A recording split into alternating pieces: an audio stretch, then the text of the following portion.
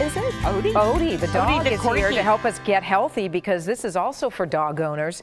Because a new study from the American Heart Association, it shows that dog owners are generally healthier and more likely to meet fitness benchmarks than those who don't own pets. Joining us now with a closer look, physical therapist Laura Perry of Impact Physical Therapy of Hillsboro, and the long-awaited appearance of Odie. Here we go. So Laura, this probably was no surprise to you as a physical therapist to hear that dogs make us more active. What are the actual physical benefits that you see? Well, there's a lot of benefits to owning a dog that the research has found. Humans and dogs tend to be happier.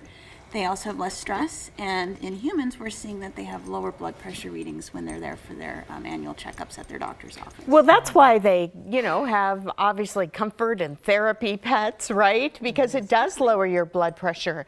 But I assume it also gets you out for a walk. It does. I can say from owning Odie for the last... Who's very busy. Who's very busy Odie right lost now. his toy. There we go.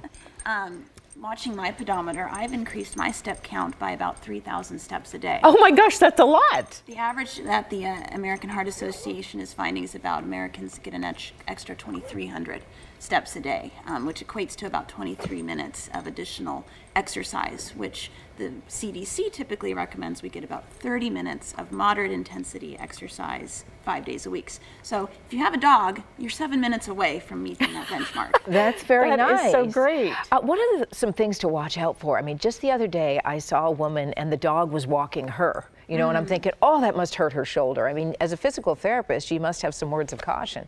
Well, of course, when they're young and puppies, getting them into obedience and socialization classes is really important. Odie's actually going through a basic obedience class right now. He's doing well. He is, and I can see in that amount of time that he's not pulling me on the leash as much. He's not lunging at other dogs. But if you are concerned about your strength of your shoulder or your endurance to go walking, seeing a physical therapist can definitely help give you that pain assessment and that injury prevention screening you might need. My dog is so old that I carry him places now, and I think we both need to go to physical therapy. Do you have anything for like the owner and the dog?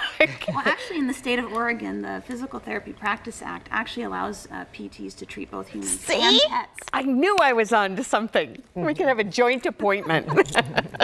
What types of issues do you treat pets for? I haven't personally treated pets, but some physical therapists do specialize in that. That's something that's great to look up on a website or to call an office and see if a PT has some certification in that kind of specialty. Interesting. I know they use like water for people and pets, right? When you have arthritis or some kind of rehab. Exactly. So, Aquatherapy is a great option for older dogs and humans.